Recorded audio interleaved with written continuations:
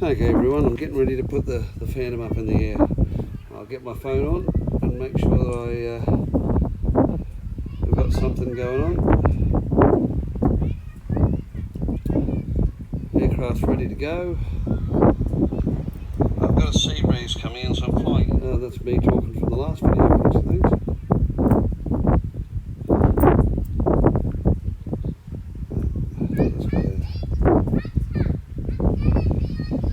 Alright, that might be me. Let's see what happens. And now I'm flying what is unabashedly my favourite drone in the world, and what I think is the best thing that DJI ever made, which is the Phantom 4 Professional version 2. Take off. And here we go.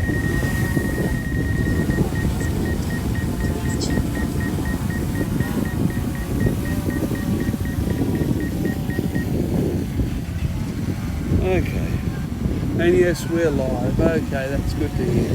Alright guys, let's start by having a fly over there. Now I've got the camera on auto, and you know, we'll see how that works out for us. Just got to find a nice medium for focusing, which is about there, and pass out between the now these gentlemen here in the boat here, I spoke to them while I was preparing, and they have given me permission to shadow them. Well, let's face it, I don't need permission, but they're happy to be shadowed. That's always nicer. Let's get a bit more height on the old Phantom. I love this Phantom. I've never flown my backup one. I've never even turned the engines over on it. It's sitting in the box. I have taken the plastic off to make sure that everything was in the case when I got it. But, you know, if this one ever suffers a disaster, touch wood, I've got it there.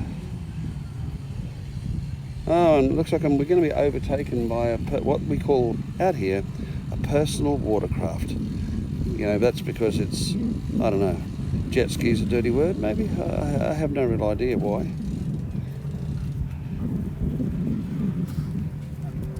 And he's coming up, but I'm travelling at 30 kilometres an hour.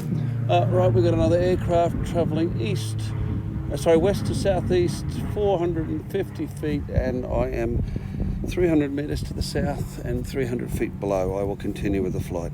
I put all of that in, guys, just in case. You know, I know CASA does occasionally per hours videos that they're flagged to, so I always make sure I put that sort of stuff in, so that if it ever comes up on question, it's there in the audio. As you can hear, the aircraft's no longer in audio range.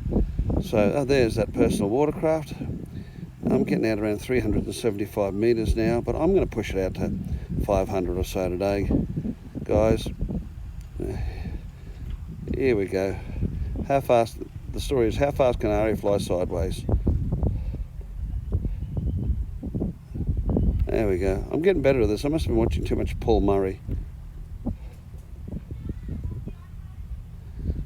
Okay, that's really as far away as I want to go. So we'll let them say aloha. And I'm just going to check over here.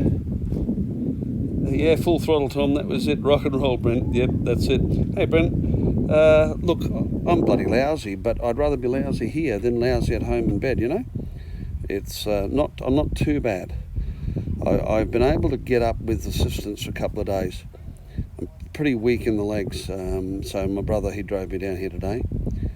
Yeah, and it's gone, guys. You know, that video I did a day on the bay, it was probably only about the second one I ever put out. I showed you a beached catamaran, and it was right along the shoreline here somewhere. I was asked to do a lot of the footage I did for it. I couldn't put on here because it was to do with salvaging and removing it, and it looks like it's been done. Well, that's a shame. I was going to bring you for a bit of a live look. It's definitely not there, guys. So that's a shame. Would have been nice to have a look. What's that over there in the... I'm using the new iPad Mini 5 too for this flight. I was using the iPhone 8 Plus in that last one, which just a dead tree, I think, which I love, but I like the Mini 5 better. Anyone who's thinking about pulling the money for one, you won't be sorry. You know, it's more powerful. I've got the iPhone 8 Plus, the standard, the current model iPad, which I gave to Luna, this and the new iPad Pro, which I got the other week, and this is just basically, it's equal to any of them and more powerful than any of them than the Pro. The Pro is the only one that has more go. This has got the A12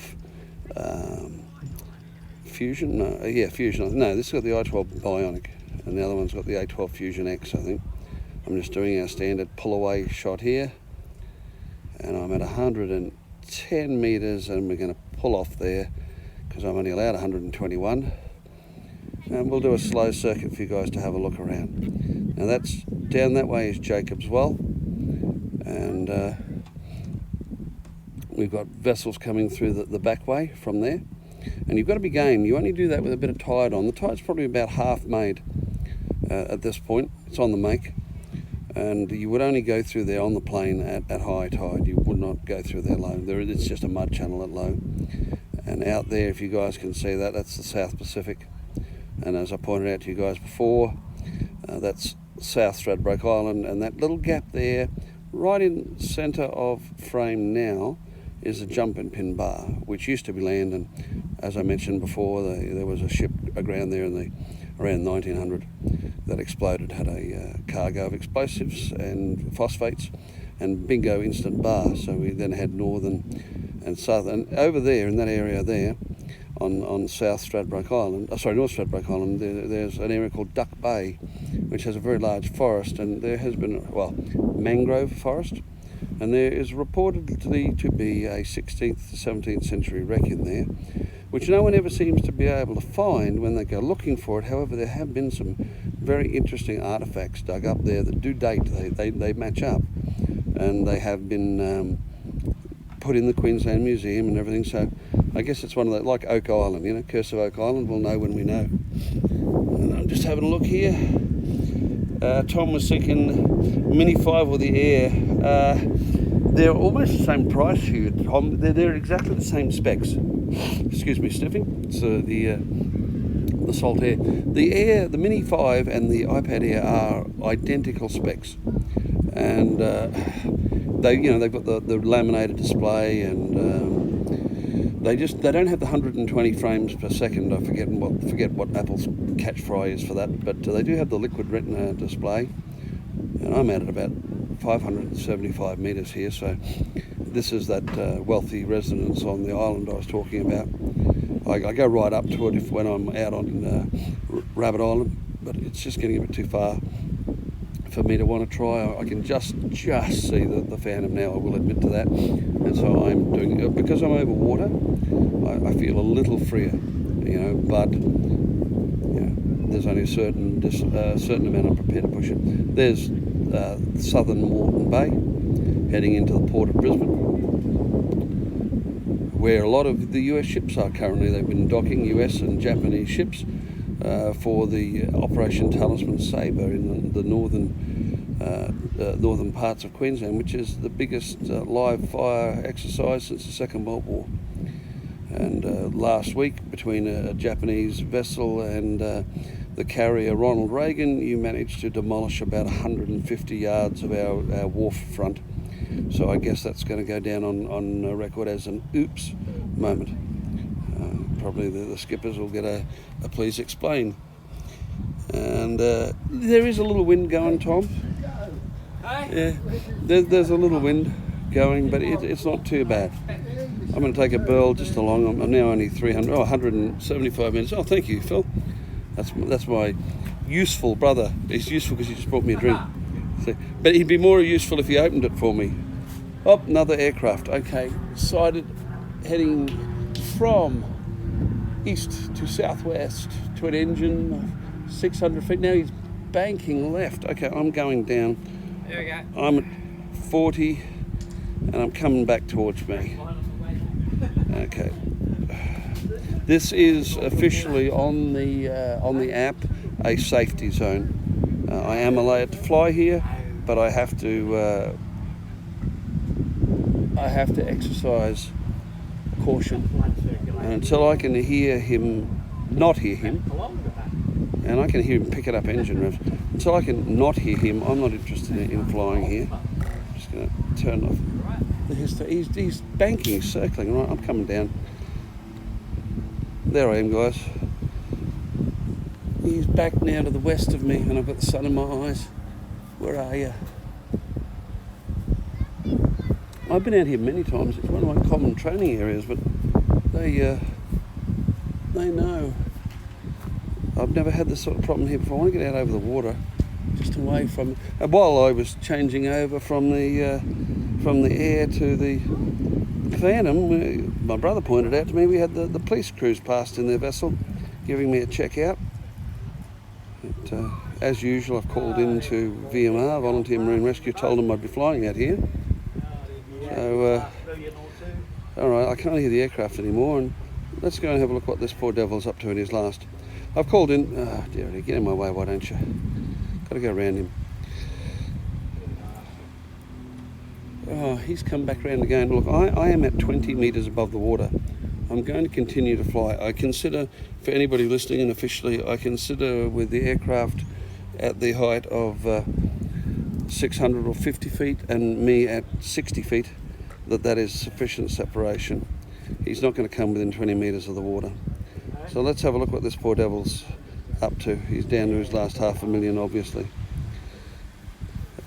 When I was down here last, well, not last, but when I was down here capturing some of that footage that I published or put in the video a day on the bay, had to cut some of that because one of the boaties that I was filming someone like this wasn't too impressed with it, and he was making all sorts of rude gesticulations, and then went downstairs into the cockpit and bared his bottom at the camera.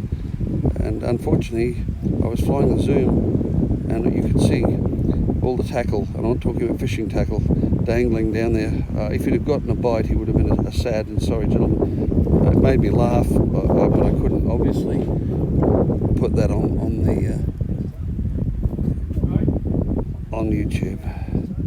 And here we've got that aircraft is no longer within any sound of me, and I cannot see it.